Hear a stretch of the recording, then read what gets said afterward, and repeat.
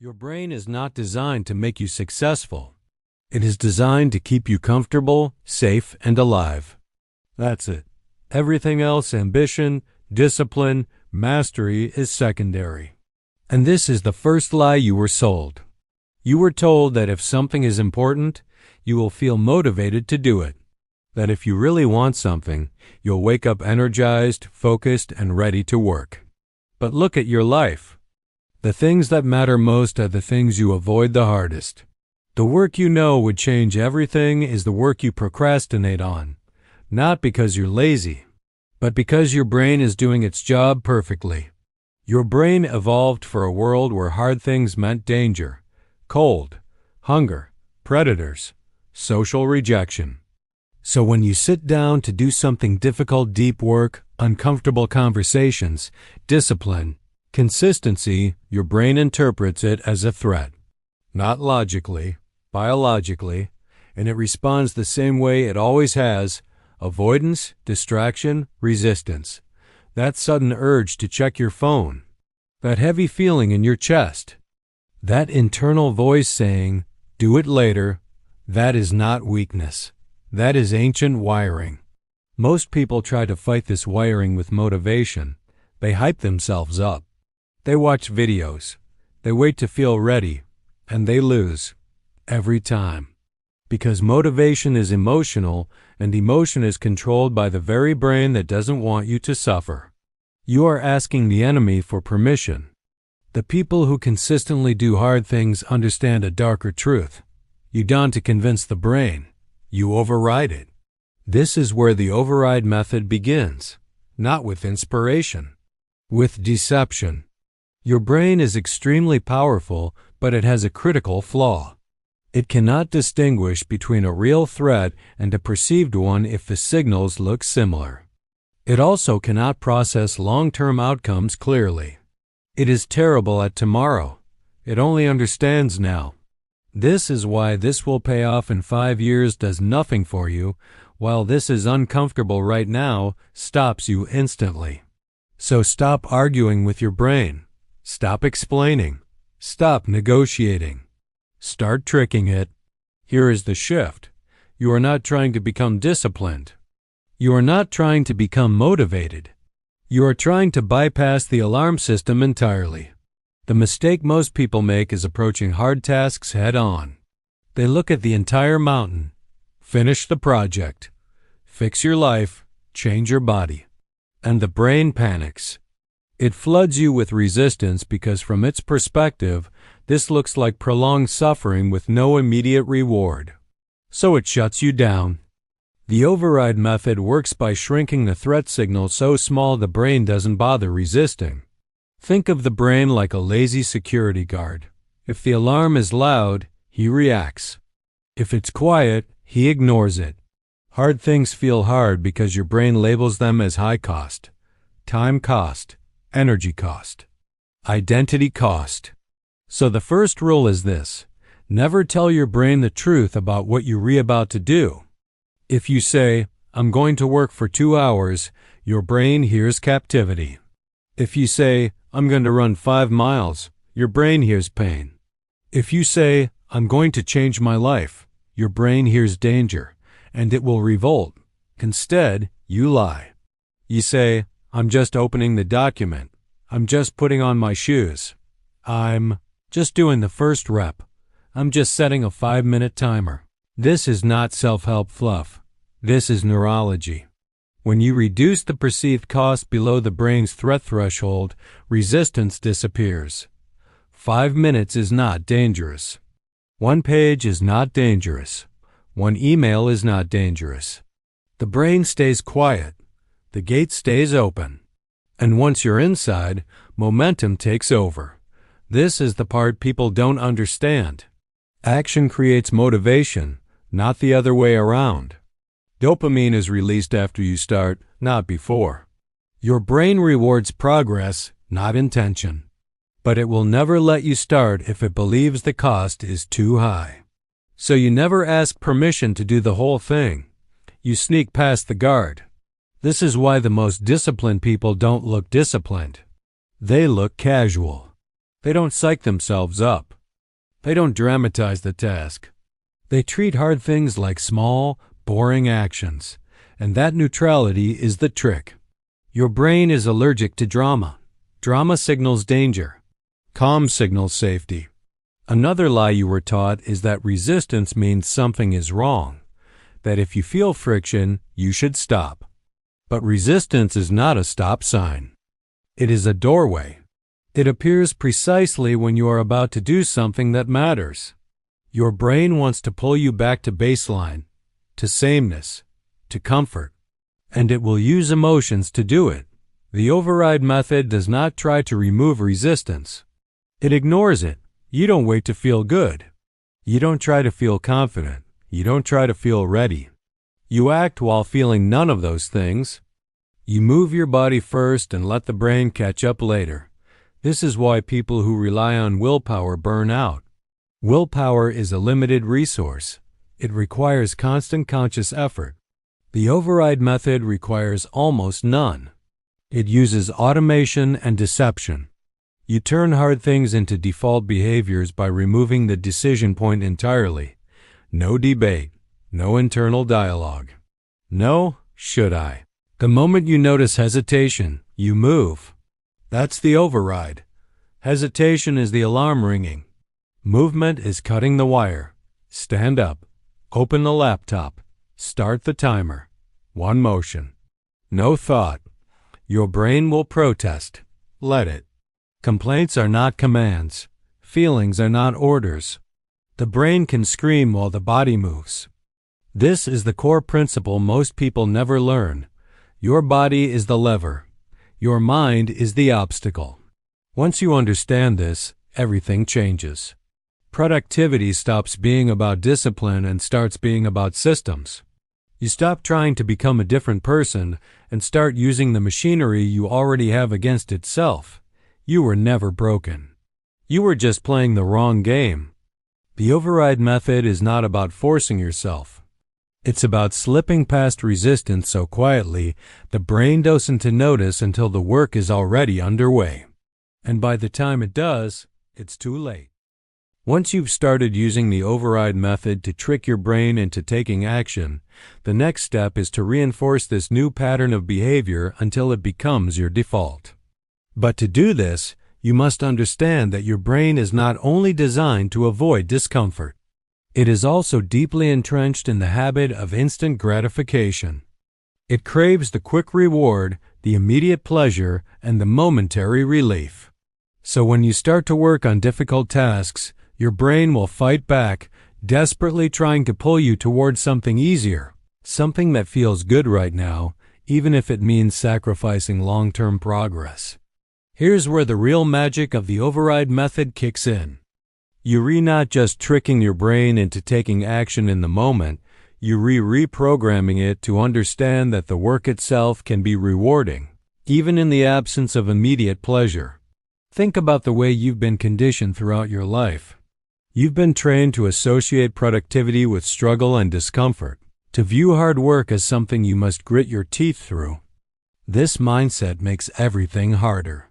It makes everything feel like a sacrifice. You've been sold the idea that effort equals pain. But here's the truth. Effort doesn't have to feel painful. It only feels painful when you're consciously focused on the struggle, when you're hyper-aware of the cost in every second. What if you could trick your brain into thinking the work is rewarding? What if you could associate the act of doing the hard thing with pleasure, not pain? That's what the override method does. By shifting your mindset and focusing on micro-rewards, you slowly train your brain to feel satisfaction from the process itself, not just from the result. Let's break this down. The first key is micro-rewards. These are tiny victories you celebrate immediately after completing a small action. The beauty of micro-rewards is that they allow your brain to release dopamine, the pleasure chemical, without requiring the completion of an entire task. This is critical because dopamine is what drives motivation. It's what tells you, this is worth doing again. For example, imagine you're sitting down to write an essay. The thought of writing an entire essay may feel overwhelming, so you break it down. Instead of focusing on finishing the essay, you focus on writing just the introduction. That's it. Once you finish it, you give yourself a micro reward, something small but satisfying. Maybe it's a few minutes of stretching. Maybe it's a quick break to scroll through social media. Whatever it is, it's an immediate reward that tells your brain, hey, this is good. Keep going. At first, your brain might be reluctant. It'll try to convince you that skipping the reward is better, because it wants the instant gratification of something easy, like checking your phone or grabbing a snack. But by using micro-rewards strategically, you override that resistance. The key here is to reinforce the idea that working is not a sacrifice, that it doesn't just lead to future rewards, but gives you a reward now. The next step is breaking your tasks into micro-tasks. This is essential because when you look at something like a big project, it's easy to feel like it's too much to handle. Your brain sees this and immediately floods you with resistance. But when you break the task into smaller, bite-sized chunks, the brain can't see it as a threat anymore. Instead of thinking about writing 10 pages, you only need to focus on writing 1 paragraph. That's a manageable chunk, and once you do it, you get a micro reward. It's the same process you used before, but now applied on a larger scale. Let's say you're working on a fitness goal. If you think about running 5 miles, it feels too daunting. But if you think about running just 5 minutes, just enough to get your body moving, that's an entirely different mental game. When you start with a small chunk, it's much easier to start. And once you've started, it's far easier to keep going, because your brain now feels a sense of accomplishment. This initial action sparks momentum, and momentum is what keeps you going. The more you start and finish microtasks, the easier it becomes to start the next one. Your brain starts to associate action with reward, and it craves that reward. You may think that this method sounds too simple, but that's the beauty of it. You don't need to make the process harder. You don't need to rely on willpower or motivation. All you need is a system that works with your brain, not against it. By breaking things into smaller, manageable pieces and giving yourself micro rewards, you eliminate the need for willpower. You create a system of reinforcement where the brain wants to take action, not avoid it. Now, let's talk about building consistency. It's one thing to trick your brain into working once or twice, but how do you make sure this becomes a consistent habit? The answer is simple. You make it effortless. You can't rely on willpower to get you through the hard days. That's why it is so important to use the override method in conjunction with creating environments that make the hard tasks easier to do. For example, if you're trying to build a writing habit, don't sit down at a cluttered desk or in a noisy room. Create an environment that makes writing easy. Set up a dedicated writing space. Remove distractions. Make it as easy as possible for yourself to start working. The key to consistency is removing friction. The more friction you introduce, the more your brain will resist the task. If you make it easier to do the work than to avoid it, you'll naturally build consistency. If every step of your workflow is designed to make things easy, your brain won't feel the need to resist. Instead of fighting to start, you'll be guided into action without even thinking about it. But here's the catch. Your brain doesn't like sudden change. It resists anything that feels too intense, too drastic. So you need to ease into it. Gradually increase the difficulty, but always keep the task simple enough to ensure the brain doesn't perceive it as a threat. You do this by stacking tasks. Start small. Master the small actions, then gradually build. If you do this consistently, you'll begin to experience a shift. What used to feel hard will start to feel easy. The difficult things will no longer seem so daunting. They'll become a natural part of your routine, just like brushing your teeth. Ultimately, this is how the override method transforms your approach to hard tasks. You bypass resistance build small wins, and create an environment that makes it almost impossible not to succeed. It's not about forcing your brain into submission. It's about getting your brain on your side. And when you do that, you'll find that the hardest things are no longer obstacles. They read just the next step in your growth. And this is where the real magic happens. Now that you've learned how to trick your brain into taking action and reinforcing the new behaviors, the next critical step in mastering the override method is to understand how to shift your identity. This is the most powerful part of the process, and it's the key to making lasting change without constantly battling your brain. You see, your brain doesn't just resist hard tasks because it's lazy, it resists them because it doesn't see you as the type of person who does hard things. Every time you start a difficult task and then quit, your brain locks that action away as proof of who you are. Your identity becomes a collection of these moments. I don't finish things. I'm not the type of person who follows through. I'm not disciplined. And as long as you identify with these thoughts, your brain will continue to reinforce them. But here's the truth. You can override this too. Your identity is not fixed, it's fluid, and you have more control over it than you think. And here's the game-changing idea. You don't need motivation to do hard things. You need to become the type of person who simply does them. This is how the override method works on a deeper level. It's about aligning your actions with a new identity so that doing hard things becomes part of who you are. It's about shifting from seeing yourself as someone who struggles to someone who naturally pushes through discomfort. The more you do something, the more it becomes part of your identity. And this is the key to making hard tasks effortless in the long run. Step 1. Start with small, repeatable wins. You don't change your identity overnight. But you can start with small actions that prove to your brain that you are the type of person who follows through, who finishes what they start, who does hard things. The trick here is that you don't need to take huge steps. In fact, small wins work far better because they accumulate quickly and create momentum. Let's say you want to build the habit of writing. Instead of setting an unrealistic goal to write a full chapter or 2,000 words a day, start with one sentence. That's it. One sentence. And the key here is to do it every day without fail. Your brain can't resist one sentence. It's too small a commitment. But when you do this day after day, it doesn't matter that it's only one sentence. Your brain will start to associate you with the act of writing. Over time, that identity becomes stronger. You'll go from thinking, I am someone who struggles with writing, to, I am someone who writes. And soon, one sentence will turn into a paragraph. A paragraph will turn into pages.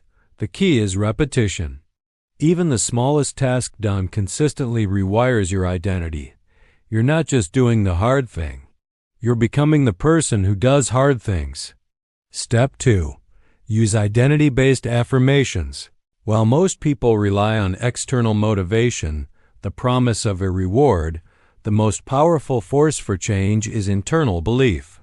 And the fastest way to shift your belief about yourself is through affirmations, but not the ones you've been taught to say in front of a mirror, repeating vague, generalized statements like, I am successful. Instead, use identity-based affirmations. Here is the difference. Instead of affirming things like, I am a writer or I am disciplined, focus on behavior-driven affirmations like, I finish everything I start or I do hard things every day. These are grounded in action, not feeling. The moment you start affirming that you follow through and do hard things, your brain will begin to see that as part of your reality. And as you start taking more actions that align with these new affirmations, your identity will shift. The more you repeat these actions, the stronger the identity becomes. The goal is to get your brain to start seeing you as the person who naturally completes what they set out to do. Step 3. Embrace discomfort as a signal of growth. One of the biggest reasons people avoid hard tasks is because of the discomfort that comes with them. But discomfort is not your enemy. Discomfort is a signal that you are growing, that you are doing something that matters. If you were always comfortable, you'd never improve. In fact, you'd stay stuck right where you are, in your current state, never breaking through the mental and emotional barriers that are holding you back. When you start doing hard things consistently, you will experience discomfort, whether it's physical, mental, or emotional. The override method teaches you to embrace that discomfort, not as something to fear, but as proof that you're on the right path. You need to reframe discomfort in your mind. Every time you feel it, remind yourself, this is growth. This is where the magic happens. The more you normalize discomfort, the less resistance you'll feel. You'll stop seeing hard tasks as obstacles and start seeing them as opportunities to prove to yourself that you can do them. For example, if you're working out and you feel your muscles burning, your brain will try to tell you to stop. But instead of listening, you reframe that moment. This pain means I'm getting stronger. I am building my new identity as someone who is strong and capable. That shift in perspective makes the discomfort far more tolerable and even motivating. It turns resistance into fuel. Step 4. Build a new self-talk script. Your internal dialogue is one of the most powerful tools you have in reshaping your identity. The thoughts you allow to dominate your mind will dictate how you see yourself, and how you see yourself will dictate your actions. If you constantly tell yourself, "This is too hard," "I can't do this," or "I'm not disciplined enough," you are reinforcing the idea that you are not capable of doing hard things. And if that's your identity, then it's no surprise that your brain resists taking action. But you can override that narrative by creating a new self-talk script, one that reinforces the behavior you want to see. For example, instead of "I can't do this," say, "I do hard things." This is just another challenge I will conquer. When you feel resistance, instead of trying to push it away, lean into it. This resistance is proof that I am growing. I can handle this. I am capable. By consistently speaking to yourself like the person you want to become, you force your brain to adopt that identity. Your self-talk becomes the foundation for how you approach difficult tasks and challenges. And over time, your brain will stop fighting you and start believing that hard things are just part of who you are. This is the final piece of the override method, identity shift. It's not just about overcoming resistance in the moment. It's about becoming someone who naturally does the hard things, who is not intimidated by discomfort or struggle, and who sees obstacles as opportunities to prove their strength. Once you make this shift, it becomes inevitable that you will take action, because it's no longer a choice. It's who you are. And when it becomes who you are, doing hard things doesn't feel hard anymore. It feels like a natural part of the process. You've tricked your brain into believing that this is your new normal, and when you reach that point, nothing can stop you. Now that you've reprogrammed your identity and made hard tasks feel more natural, the next step in mastering the override method is to create a system of accountability that doesn't rely on anyone else. This is where most people fail. They depend on external forces, whether it's a coach, a friend, or a deadline to keep them accountable. But true power comes when you stop needing someone else to keep you on track. When you rely on yourself, you tap into a level of consistency that will allow you to accomplish more than you ever thought possible. Accountability is often viewed as something that happens when someone else is watching you. But here is the truth. The most successful people are not successful because they have someone constantly checking in on them. They are successful because they hold themselves accountable day in and day out without anyone needing to remind them. Self-accountability is the secret weapon that allows you to continue taking action even when no one is watching, when the motivation is low, and when the resistance is high. So how do you create a system of self-accountability that works for you? Step 1. The power of commitment contracts. The first tool in your self-accountability toolkit is the commitment contract. A commitment contract is simple. You create a binding agreement with yourself. You set a goal, you define the actions you need to take to achieve it, and you commit to following through, no excuses, no exceptions. The key here is to make the contract public in some way, even if that means telling one person or posting it on social media. The reason this works is because it leverages social accountability, which is a powerful motivator for the brain. By making your commitment known to others, you create a sense of urgency. You're not just letting yourself down if you don't follow through. You're letting down anyone who knows about your commitment. But the real power comes from making the commitment to yourself and treating it like a contract. Just like you wouldn't break a legal contract, you don't break your personal commitment. If you said you're going to write for 30 minutes a day, then you write for 30 minutes no matter what. If you said you're going to train for an hour a day, then you train for an hour. The moment you break that contract, you weaken your self-respect and with it, your ability to stay consistent. Step 2. The power of tracking accountability becomes even stronger when you add tracking into the equation. There's something incredibly powerful about visually seeing your progress. It transforms a vague goal into a series of tangible steps. Tracking your progress gives you a sense of control, and it allows you to celebrate small wins that will fuel your motivation to keep going. When you track something, your brain starts to associate the behavior with progress. It loves to see tangible evidence that you're moving forward. This could be as simple as checking off boxes on a calendar, keeping a journal, or logging your work in an app. For example, if your goal is to exercise every day, you could set up a calendar and mark each day that you work out. The act of physically marking the calendar gives you a dopamine hit and reinforces the positive habit. The more days you check off, the more likely you are to continue because the brain begins to crave that feeling of progress. Tracking also helps you stay focused on the small steps, which brings us back to the core of the override method. You don't focus on the overwhelming goal. You focus on the next small action. You don't worry about how many miles you need to run this week or how many words you need to write by the end of the month. You focus on today's action. The moment you track and complete today's task, you've won. That's the kind of momentum that keeps you moving forward. Step 3.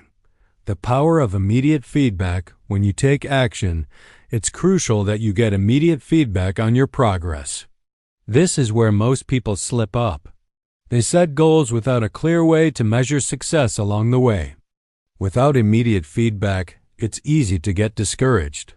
It is easy to lose motivation because you don't see that you're making any progress. Immediate feedback doesn't have to come from others. It can come from the results of your own actions. If you're working on a fitness goal, immediate feedback might be how your body feels after a workout. Does it feel stronger? Are you noticing improvements in your endurance or strength? If you're working on a writing goal, the immediate feedback is how many words you've written or how much of the task you've completed. One of the most effective ways to get immediate feedback is through self-reflection. After every task, take a moment to reflect on what went well, what could be improved, and what you can do better next time. The reflection process gives your brain clear signals of what's working and what isn't, which reinforces the behaviors that lead to success. Step 4. The power of making it hard to fail. Now that you have a commitment, tracking, and feedback in place, it's time to make it difficult for you to fail. One of the most powerful things you can do to hold yourself accountable is to eliminate the friction between you and your goals. The less effort it takes to get started, the more likely you are to keep going. If your goal is to write, don't make it hard for yourself to get to your laptop. Set everything up the night before opening your laptop, create the document, put your coffee mug by your desk. Make it as easy as possible to sit down and get to work. The same goes for exercise. Lay out your workout clothes the night before, so all you have to do in the morning is put them on and go. The more you remove obstacles and make the process smoother, the less your brain will resist taking action. This method also applies to how you structure your tasks. If you know you're about to do something that's difficult, make sure the initial steps are simple. Instead of saying, "I'll work for 2 hours," tell yourself, "I'll work for 15 minutes," This takes the pressure off. The brain can't argue with 15 minutes. You start, you get into the flow, and by the time the timer goes off, you're often in the zone and willing to continue beyond the initial time limit. Step 5. The power of consistency over perfection. The last secret to building self-accountability is to ditch perfectionism. Perfectionism is an easy way for the brain to avoid doing hard things. It convinces you that if it's not perfect, it's not worth doing at all. But this mindset is a trap. The real key to success is consistency. To make sure you stay accountable, focus on showing up consistently, not perfectly. If you miss a day, don't throw in the towel. Just pick up where you left off. If you slip up, don't beat yourself up about it. Acknowledge it, adjust, and keep moving. The key is building the muscle of consistency, not the muscle of perfection. Every time you show up, no matter how imperfect, you reinforce your self-accountability. In summary, self-accountability is a powerful tool that works best when you create a system that requires minimal external influence. It starts with commitment, tracking, immediate feedback, making it hard to fail, and prioritizing consistency over perfection. Once you've mastered this system, you will not only override your brain's resistance to hard tasks, but you will become someone who does hard things naturally. You'll create momentum that fuels future success, and soon, you'll find that doing the hard things is no longer a struggle, it's just what you do. Think about building the habit of working out. If you only work out when you're motivated, it won't be long before you fall off the wagon. But if you make it a habit, if it becomes part of your identity, like brushing your teeth, then you don't need motivation. You just do it. And over time, you start to see the results. More energy, better health, a stronger body.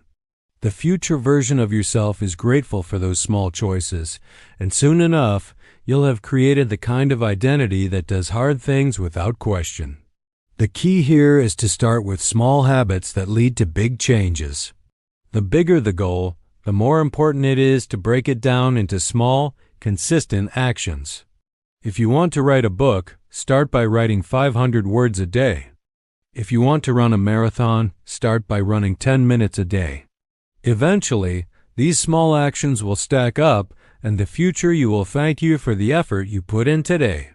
Step 4. Trust the process. Even when you don't see results immediately, here's the hard truth. Progress is often invisible, especially in the early stages. You won't see the results right away, but that doesn't mean they're not happening. Your brain will try to convince you to quit. It will say, "This isn't working. You don't see any change. Why bother?" But this is precisely where trusting the process becomes essential. In the moment, it can be difficult to see that all your efforts are adding up. But if you keep showing up, if you keep pushing through the discomfort and taking action, the results will come. The override method teaches you to ignore the immediate lack of results and focus on the fact that you are doing the work. This is the only thing you can control. Results are not linear. Some days will feel like you're taking 2 steps forward and 1 step back. But if you keep moving, even at a slow pace, your progress will eventually catch up with you. Your future self is counting on you to trust the process and keep moving forward, no matter how small the steps may seem. Every action you take today plants the seeds for the success you will experience tomorrow. Step 5. Build a support system that aligns with your future goals. While self-accountability is crucial, a support system is still important, especially if you want to stay on track during the inevitable moments of doubt and resistance. But here's the twist. Your support system must align with the version of yourself you're rebuilding, not with the person you used to be. Surround yourself with people who encourage your growth, challenge your limits, and hold you to a higher standard. Your future self wants to thrive in the company of people who reinforce your old habits or distract you from your goals. Seek out those who elevate you, who push you to do the hard things and keep you accountable when it feels tough. The future you is built in community with those who share your ambitions and understand the importance of delayed gratification. These people will help you stay focused and provide the necessary support when you hit roadblocks. They won't be the ones who tell you it's okay to take a break when you need to push through. They'll be the ones who remind you of why you started in the first place. In conclusion, the override method is not just about overcoming resistance in the moment. It's about reprogramming your brain to understand that hard things are the gateway to your future success. It's about developing the patience to wait for future rewards and trusting that the work you do today will compound over time. It's about shifting your identity, building habits that serve your future self, and trusting the process even when the results aren't immediately visible. The moment you stop negotiating with yourself, stop waiting for motivation, and start honoring your future self through small, consistent actions, you will realize that doing hard things is no longer something you have to do. It's something you naturally do because you've become the kind of person who makes hard things easy. And that's when the true magic happens.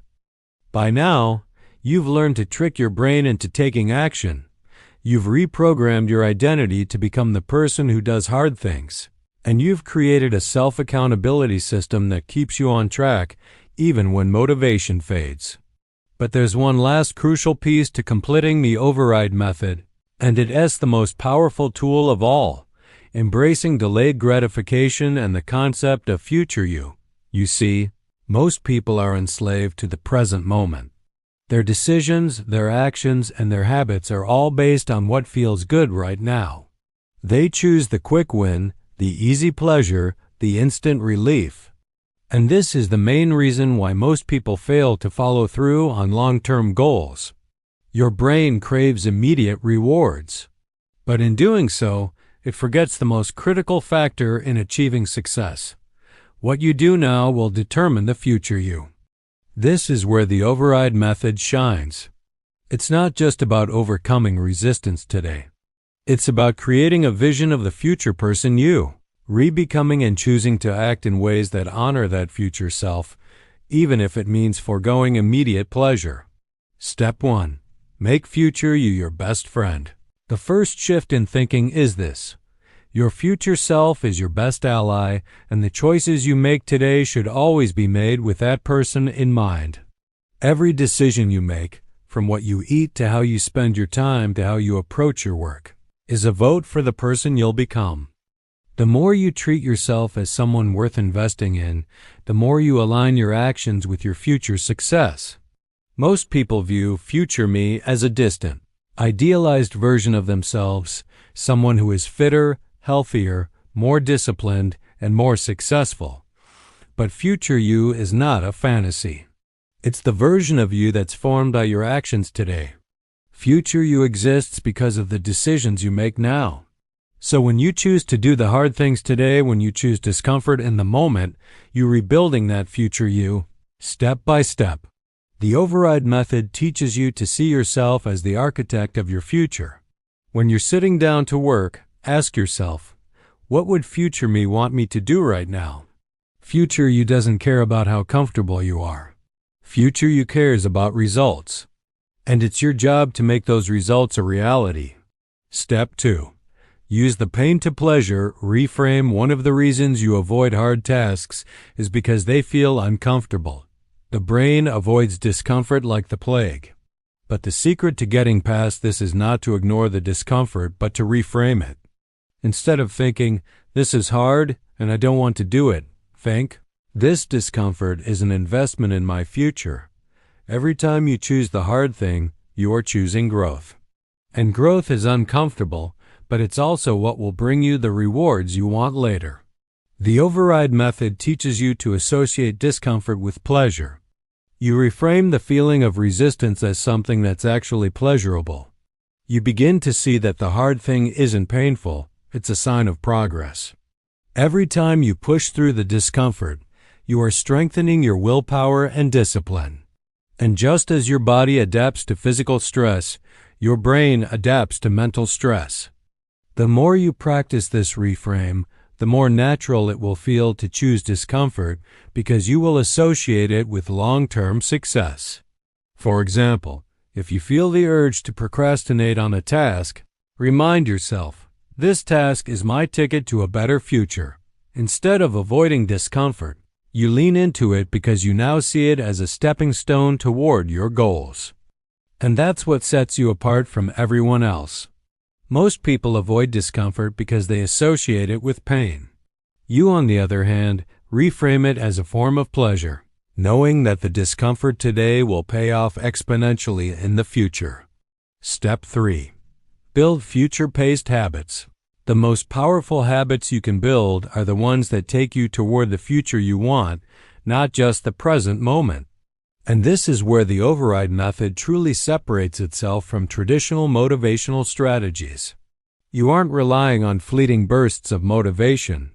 Instead, you are creating future-paced habits actions you perform now that automatically build the future you want. These habits should be non-negotiable.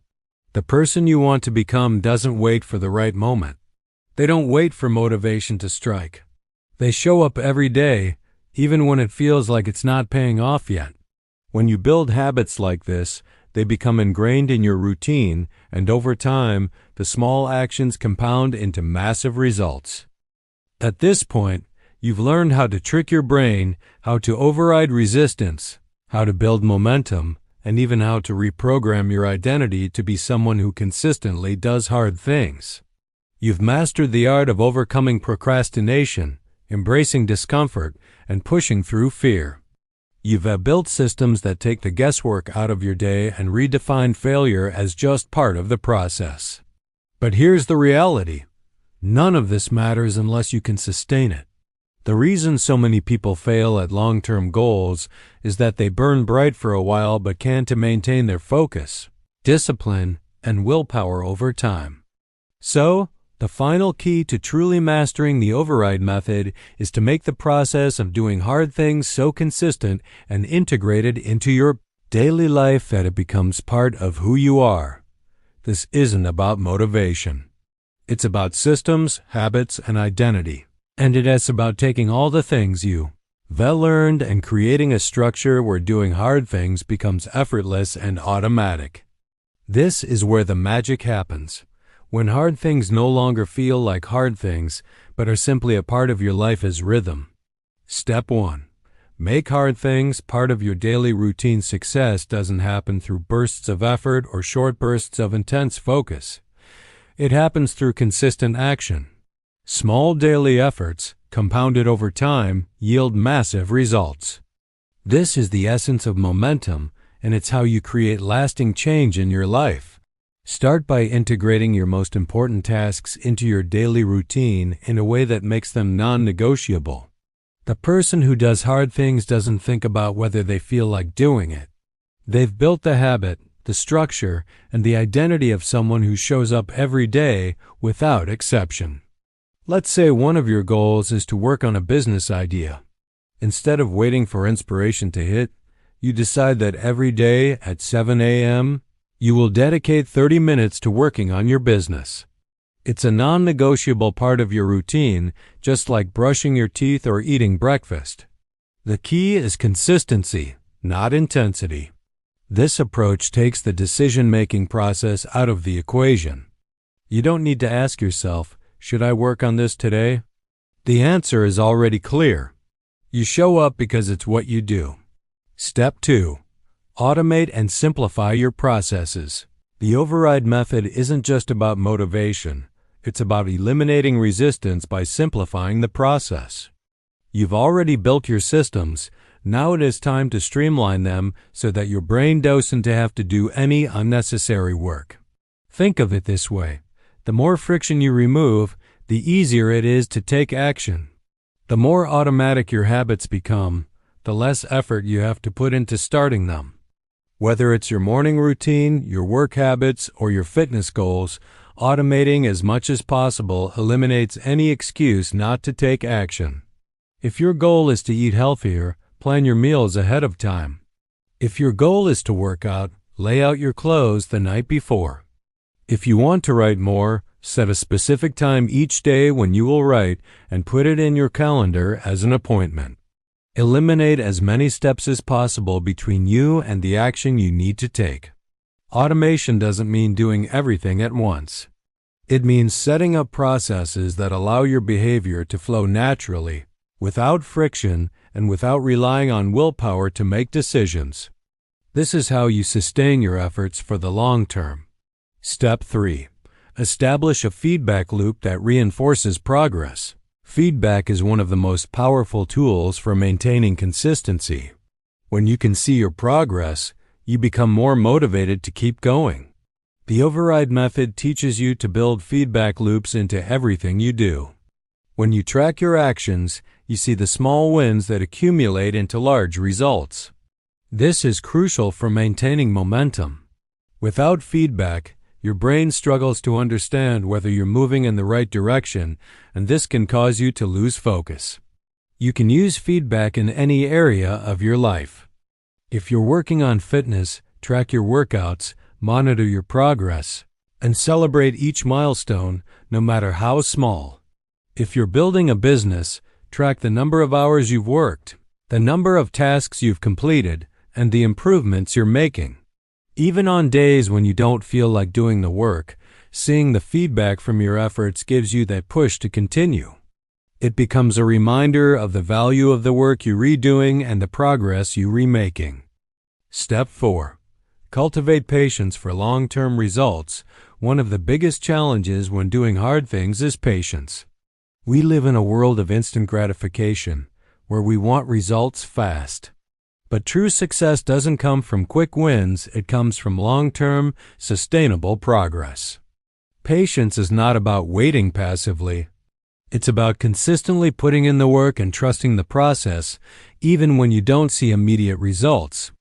Building lasting change takes time, and it's essential that you learn to embrace this. Remember that the most successful people didn't get where they are overnight. They built their success step by step, failure by failure, setback by setback, and moment by moment. Patience means staying committed even when the results seem slow. Trust the process, keep showing up, and the results will follow. Step 5. Reinforce your new identity through daily reflection. The final piece of integrating the override method into your life is to reflect on your progress daily. This reflection is a crucial part of maintaining your momentum. Every day, take a few minutes to ask yourself, what did I do well today? Where did I fall short, and how can I improve tomorrow? How did I show up today as the person I want to be? Reflection helps you assess whether your actions are aligned with your new identity and goals. It also gives you the opportunity to celebrate your wins and reinforce your new identity as someone who consistently does hard things. By taking time each day to reflect, you increase your awareness of how you're growing, and this keeps your motivation high. As you continue to show up day after day, taking consistent action, reinforcing the systems that support your goals, and practicing self-reflection, your new identity will become ingrained. You'll reach the point where doing hard things isn't even a conscious decision. It's just who you are. In conclusion, the final key to mastering the override method is to integrate the work, the mindset, and the habits into your daily life. It's about creating a consistent process that doesn't rely on motivation or willpower. Once you've built this system, it becomes effortless to show up, do the work, and become the person who consistently does hard things. You've learned how to overcome resistance, how to embrace fear, and how to break through mental barriers. Now you're ready to make doing hard things a natural part of your life. When you consistently build on this foundation, you'll find that you are no longer someone who struggles with hard things. You are someone who thrives in the face of challenge.